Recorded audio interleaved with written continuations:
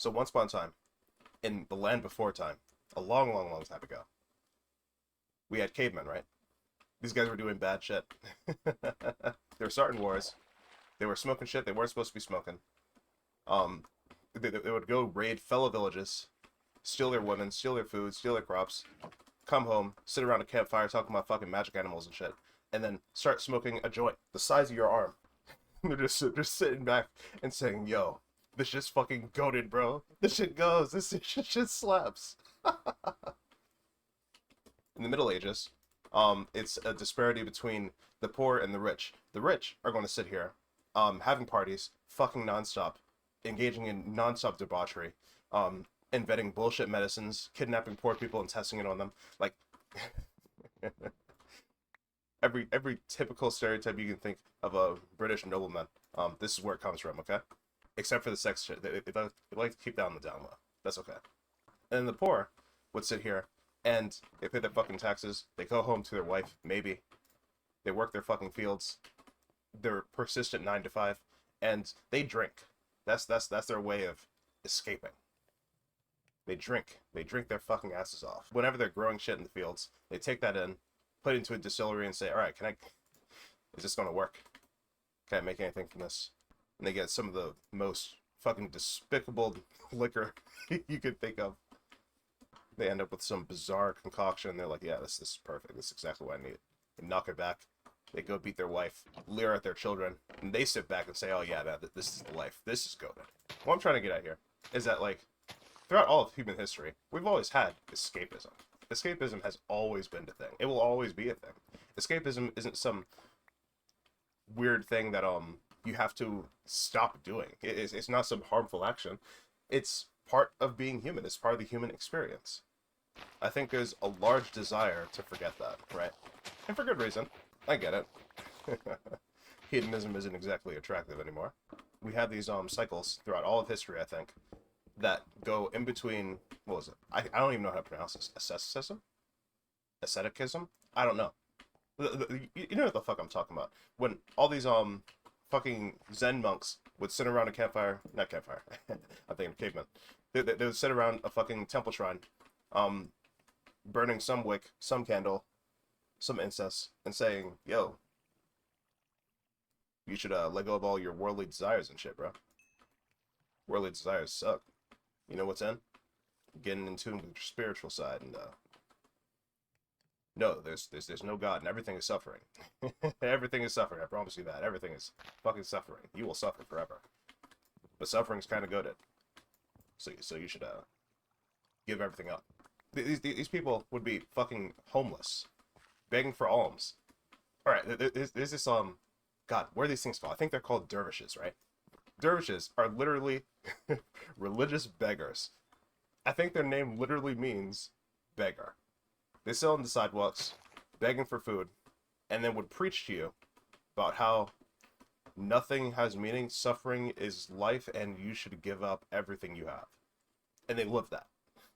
But what's ironic about them is that they rely on you. I'm sorry, I'm not getting into that. The point is that we've always had this like dichotomy between what's right to do, what's wrong to do.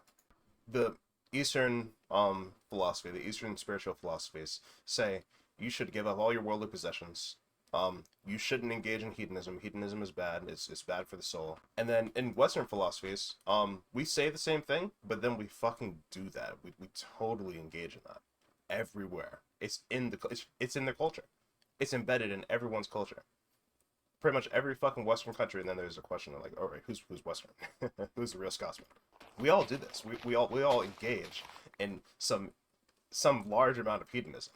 It's integral to our lives. And if you've ever seen somebody try to do a digital detox, reference to my first video, you'll know just how fucked it is to try to escape from that. It's super fucked.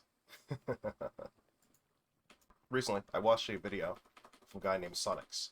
Not Sonics as in spelled like Sonic and he added an S, but like, I'm just going to put it in the description, okay? That's what I'm going to do for you. You'll figure it out. And he was talking about escapism. And the take was very moderate. It was very, well, as long as you do it in moderation, everything is okay. And this is 100% true. Everything is fine in moderation. Literally everything is fine in moderation. It's just a question of who's moderating it, though. So here's something that I proposed in the comments. I'm just going to fucking repeat here because I don't expect you to go to the comments and figure out what I said. Let's say we have a guy who has like 30 minutes a day, 30 minutes a week to play video games, right? It's not the exact wording, but I'm going off the top of my head right now. Let's say we have a guy who has around 30 minutes a week to play video games. What is this? What is this? What am I looking at? Are there illiterates over there?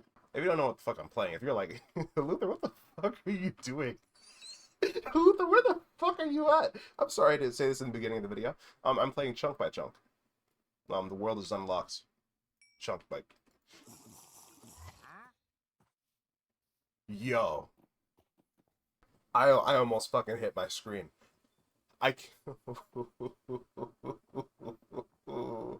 Motherfucker. What was I saying? I forgot that motherfucker was in the game. I think there's I think I get a reward for doing what I just fucking did. Yeah.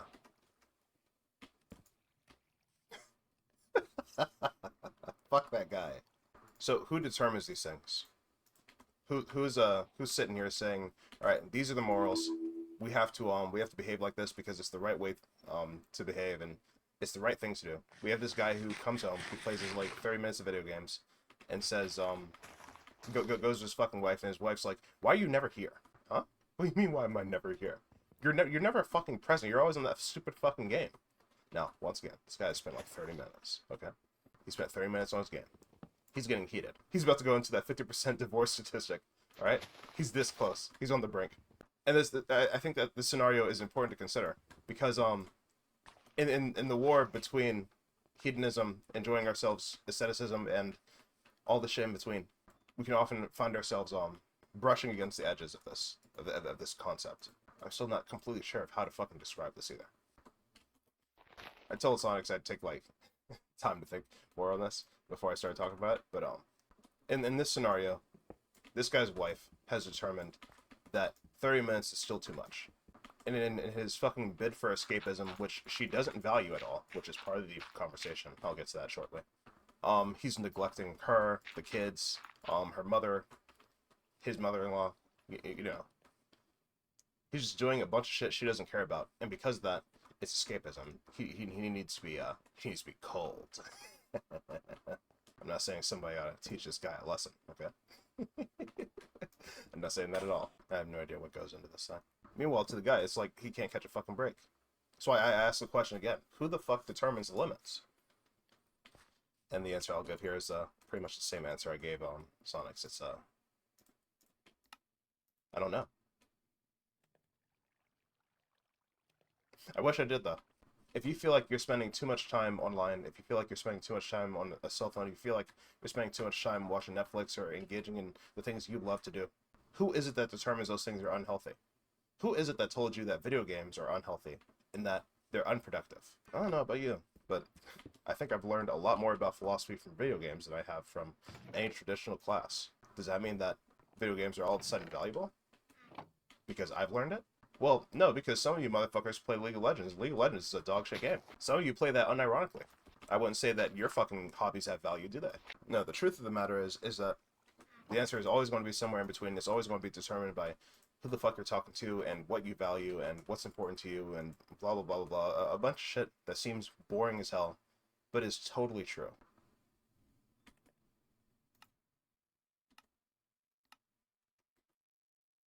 Right? It is absolutely fucking true. Ultimately, who determines the value of what you're doing and if it's escapism or if it's just a genuine and perfectly healthy hobby is you and slightly those around you. Just like with that League of Legends thing. Except what I'm saying is actually valid because League of Legends is a shit game. With some people, they have this this idea in their head that if you're not doing something that is seen by society as productive, you are not being productive. There is this image crisis going on in Asian countries, specifically Japan and Korea. I don't really know about China. Where you're expected to go to work. I'm sorry, you're expected to go home after work when your boss goes home. But sometimes your boss will just sit there, like, doing absolutely nothing. Because he doesn't want to go home, because he doesn't fucking like his wife. And so he's like keeping you in the office hostage with him late at night, right?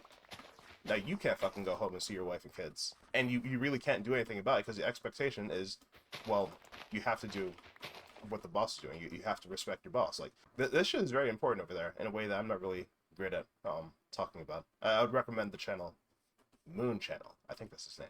I'll link that in the description too. He talks about this on a way bigger scale, and it's like, yo, Confucianism was fucked.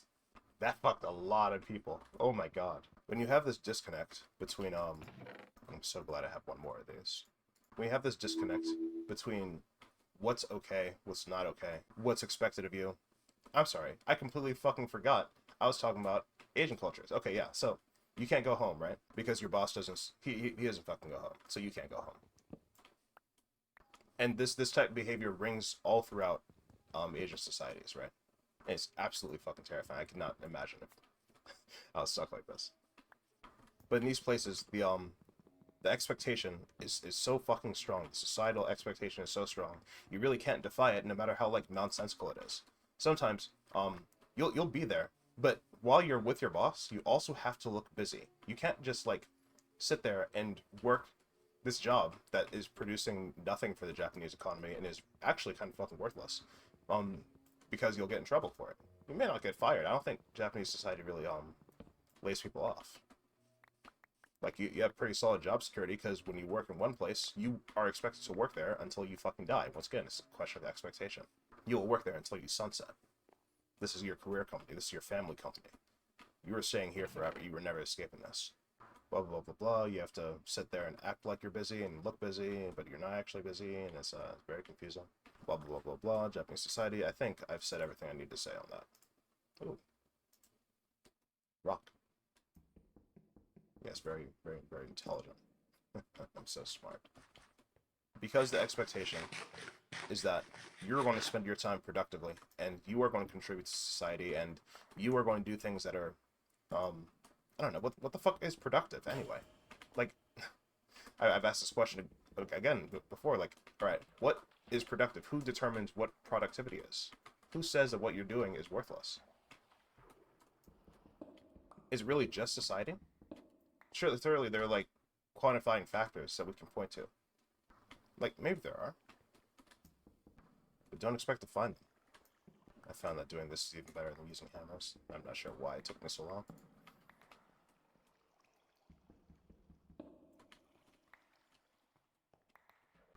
More importantly than, who determines these things? What's to be done about it? If what you're doing is considered escapism, but you're not actually escaping anything, do you have to stop? Should you really give up your happiness, like the things that make you happy, just because your wife says you've been fucking paying too much attention to that fucking game? Or should the answer be something more nuanced? You know, as all things should be. Should you just have like honest communication, say, hey, I know that for you this just looks like bullshit, but for me this is super important. And then she goes, tells all of her fucking girlfriends, and the girlfriends are like, oh, you gotta break up with him. Once again, I don't know. I thought that, why did a pickaxe go? Okay. I thought that I would have, like, a more solid answer. But the more that I talk about it, the more I realize, alright, this is, like, beyond hazy. This isn't just, like, a hazy issue. This is a super complicated issue. A complicated issue in which no one should really have the answer. Everything in moderation is great. It's a fantastic answer. It's a safe answer, though. It's also a safe answer. It's a very safe answer. There's nothing you can actionably do about moderation because you don't know what's moderate, right? So the solution that I've kind of settled on is instead, you should focus on doing things that free you up in a way in which, god damn it, how do I want to talk about this? You should be free to chase your own desires. I believe that part's true. But you also, what am I looking at here? What is this structure? I thought it would be something simple, like, okay, you should be able to chase everything you want to chase, and as long as you're fulfilling whatever duties or whatever promises you have, that's what I want to say. As long as you're fulfilling your promises, everything's on the table. I don't care if you want to fucking doom scroll. I don't care if you want to play video games for 48 hours a day. I don't care if you want to fucking go out and take a hike. I don't care if you want to learn a new skill. All of that is considered productive. I don't give a fuck. because you have fulfilled your promises. You have fulfilled your duties. Your responsibilities have been completed. And since it's time to rest, go fucking rest. I don't like this idea where, because you don't like to do this one thing that society thinks is super important, you don't get to, I don't know. I have this thing against people who don't fit into the mold. If you don't fit into the fucking mold, I don't think you should be forced to fit into the mold. If you want to step outside the mold, then that's perfectly fine, I think.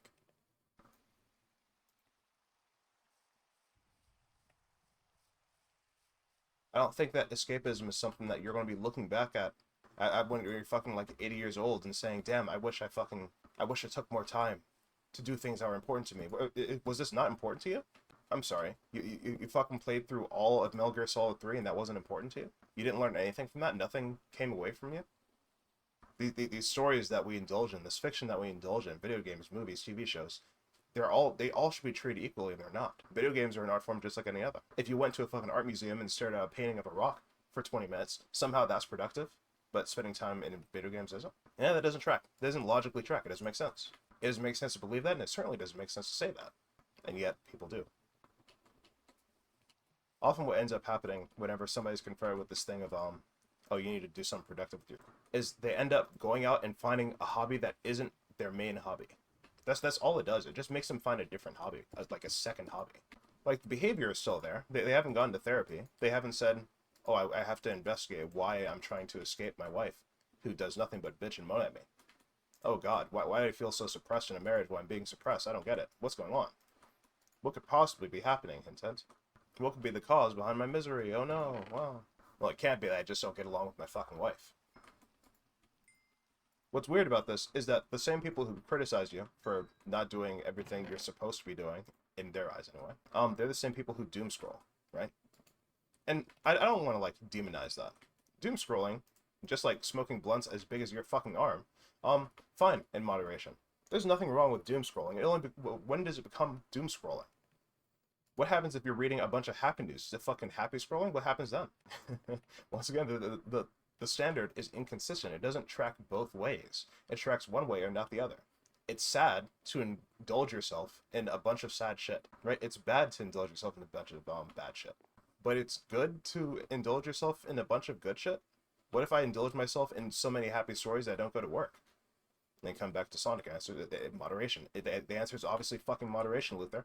And then I come back to my fucking question, like, okay, what's moderate? One of these things is not like the other. Like, who the fuck are you to tell me that engaging in my fucking happy, joy, fun time, that this is unhealthy? Well, Luther, you're doing it for 18 hours a day. But I don't have anything else to do today. I have nothing else to do today. What's wrong with 18 hours of happy, fun time, joy? It sounds like I'm talking about jacking off, but I'm not talking about jacking off. What is the fucking issue? And the bigger question, why the fuck am I being bothered by it? Why are you coming to me? Don't you have something to do? Doom scrolling is perfectly fucking okay, right? In my viewpoint, doom scrolling is perfectly fucking fine. There's nothing wrong with doom scrolling. Doom scrolling isn't going to kill you. Doom scrolling isn't going to take the kids. Doom scrolling isn't going to fucking save the marriage that has already failed. World's in a shitty place, putting your head down in the sand and avoiding it all. That's not necessarily the best answer, I don't think.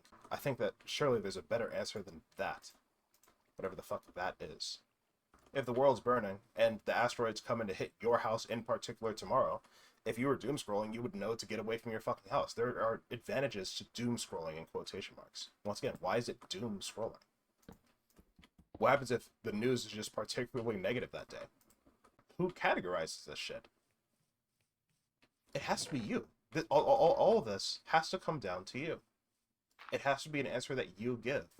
It has to be an answer that you seek. It has to be a problem that you found and you want to solve. It cannot be something that is impressed upon you by others. If you are escaping the fucking world, that's to be a conclusion you fucking came to.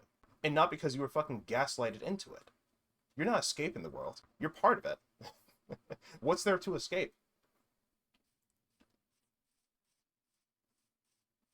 After I got done binging a bunch of old and dead philosophers, I started listening to another one, named Alan Watts. Rest in peace, this guy. He's more recent. You know, I originally, found this guy by listening to some fucking, some song. I don't know what the fucking song was. It was electronic. I was listening to some electronic song, and he was like part of the intro and the ending of the song, the loops for it. And I was like, wait a second, this guy's spitting. This guy's talking real shit. I gotta listen to this. I would sit here and I would listen to his fucking lectures where he's sitting inside of a class with like a solid handful of college students, and I'm like, yo, this guy gets it somehow. There's something about this guy that's like super cool. It's super unique.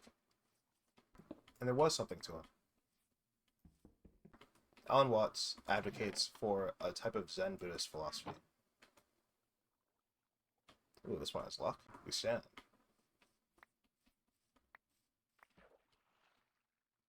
I don't know what this philosophy is called. I've never fucking studied it. I've never seen it written down anywhere, but Alan is also like the main fucking character in a game called Everything. I don't know if anyone's ever fucking played that, because like it's a very generic title. But the idea is that you as a human, you are inseparable from the world. You are a part of the world. You are the world. Just like a clump of grass is the world. Just like a fucking tree is the world. When you think of Gaia, when you think of the spirit of Earth, Mother Earth, when you think of Terra, all of these things come back to the world. They all mean the world. They mean Mother Earth. But you are part of Mother Earth. And that's not all you're a part of. Alan Watts posits that like you are also part of some large intergalactic, like you know these clumps of space dust that make up planets, and these planets that make up galaxies, and these galaxies that make up solar systems.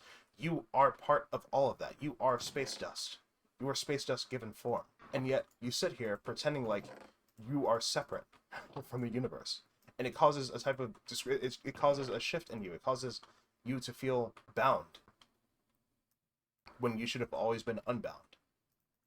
You feel distress and disconnect, and that's because you are a part of the world being shackled, being chained. You feel it. Every other part of the world is free to behave as they always would have. And it is only humans, it is only us that question why. And because we question why, it makes us feel different. It makes us feel absent. Now, I don't fully subscribe to Alan Watts and his philosophy, right? I do think that we are exceptionally different than other creatures. And while, yes, we are absolutely fucking animals in the show sometimes, I'm not going to talk about the id, ego, and superego again. There's something else to us. There's a type of, I'm not a spiritual person. Well, I am kind of a spiritual person, I guess. To even think about this stuff, you kind of have to be kind of spiritual in it. I'm not a super spiritual person, but I think that there's probably something more, well, I want to say divine. I don't want to get into human divinity, oh god. That's going to ruffle some feathers. But I think there is something more to us. I think there's something more than just, oh yes, we are animals. But I don't know how to articulate it. I don't know what that thing is. I wish I did that. Yeah, I have no clue what the structure is. I have no clue what could be up there. What I'm trying to get at here is that there is nothing to escape, right? If Alan Watts is correct, and we're all just fucking clumps of space dust anyway, and we're all kind of the fucking same, so, like, this goes beyond the fucking humanism argument, like, oh no, we all bleed red. No, this, like, this is some insane shit here. If we're all in this more or less together, if we're all sharing in this same human experience, I don't understand how you escaping is any different from the way I escape. I don't understand how you could possibly think that your way of escaping is inefficient and harmful. I'm of the belief there's probably no such thing as escapism. You can't escape yourself. And like, escapism is probably like one of those, okay, you know how like in college you'll have your fucking nihilism phase, or in high school you have your nihilism phase. When you reach your fucking mid-30s, you have your exceptionalism phase, your fucking human exceptionalism, and you believe in the human spirit and all this. And then in your 40s, you become fucking agnostic again, you stop caring about philosophy. I think that escapism, and the term escapism, is just part of that journey. It's just a part of that fucking cycle where you're young, and you haven't fucking figured it out, and you have no idea what the fuck to do, and you assume because you don't know what the fuck to do, you're doing something wrong, because everyone else knows what the fuck to do. No one knows what the fuck to do. I'll repeat this again. the cavemen were sitting down with the women they stole around a fucking campfire talking about magic animals and smoking massive joints the size of my arm. And they were saying this shit is goated. And they were saying that's what they said. They said this shit is super goated. That's what happened. Look it up. Just look it up. I promise it happened. It's real. Like, outside of their fucking 9-to-5 job that consisted essentially of manufacturing, because, you know, labor-intensive process in the fucking industrial revolution, blah, blah, blah, blah. Like, what else did they do? Did you really think they were like the fucking Zen Buddhist monks and they were just staring at fucking walls all day? Even in those fucking societies, even in Eastern Asian societies, like, their kings and emperors, they were still fucking going around stealing princesses and shit. Their leisure came at the expense of others, but it was still leisure. Yet no one called that escapism, did they? And yet you want to sit here and you want to pressure yourself and you want to say, oh yeah, bro, I'm so fucking different. I'm so unique. I have something to escape. I have to escape because I'm not being hyper efficient. I'm not on my fucking grind set like my fucking best friend who's doing drop shipping. Like, come off it, bro. You're okay. Shit might be taking more time for you. That's okay. You're not where your parents were, and that's okay. Some of your friends got lucky. You didn't. So what? Like, you really have the fucking nerve to sit here and be like, oh no, we're not going to make it. We are going to fucking make it. That's what we're going to do. Not all of us, but we're going to fucking make it. You and me, we're going to fucking make it. When I say all of us, I mean, what is this? Efficiency. Random effects. Yes, I'll take it. The people who aren't going to make it are the people who don't really have the consciousness to even think about the stuff in the first place, but you do. I don't know if you know, like, how strange that is to be ahead of the curve in this way. For you to appear on a channel like this, watching a video like this, how weird it is for you to exist. How weird it is for you to be. Your conscious experience of watching this on a fucking small screen or big screen, I don't know where you're watching this shit. I don't look at the analytics. For you to be sitting here, trying to take this shit in, trying to find solutions to things that you consider to be broken, that puts you in a different category than everyone else. You don't have to be fucking exceptional like your friend who earned $18 billion doing dropshipping, because you're already exceptional. It's an issue of paradigms. It's an issue of viewpoints. It's an issue of who thinks what. And the entire point of this fucking conversation is that I want you to value yourself and your opinion more than others. Because you're the one who has to fucking live this. You're the person who has to fucking wake up every day and say, yeah, man, I'm I'm feeling great. I can't wait to go to Sweden and look at rocks because I love hiking. I love hiking and looking at fucking rocks all day, bro. It's my favorite fucking thing to do. It's you who has to sit down on a fucking bus after work ended and your car fucking broke down, so you have to fucking take the bus home this day. It's you who has to fucking dread going back to his fucking wife and saying, God, I hope she doesn't fucking nag me again. I hope this doesn't happen. It's you who has to pay fucking $2,000 in rent and living in the fucking inner city. It's you who continues to fucking feed my top lane. It's you. It's all you. You have to live like this. You have to exist. If reading all this fucking bad news is hurting you, then don't read it. Simple answer to a simple question. If the world is hard, then stop fucking looking at the hard world. Find a softer world. Find something softer to inhabit. If you want to say, fuck it, I think it's perfectly fine to just ignore all politics and whatever the fuck. Fine, okay, do that. It's okay to put your fucking head down in the sand. It's okay to fucking live a mediocre life. It's okay to not want to be exceptional. It's okay to not want to stand out. It's okay to not want to fucking dropship. I promise you don't have to dropship. You don't have to do it. All of these things are perfectly fucking okay. If you are living your life to the extent and to the standards that you want to live it, then who the fuck is anyone to tell you that you lived it correctly? Who defines that for you? If the answer is anyone but you, you didn't fucking, you weren't listening. I want you to go. I want you to subscribe, and I want you to listen to it again, and then I want you to subscribe again, and then I want you to listen again. I want you to create another account, and I want you to like the video, and then I want you to fucking subscribe.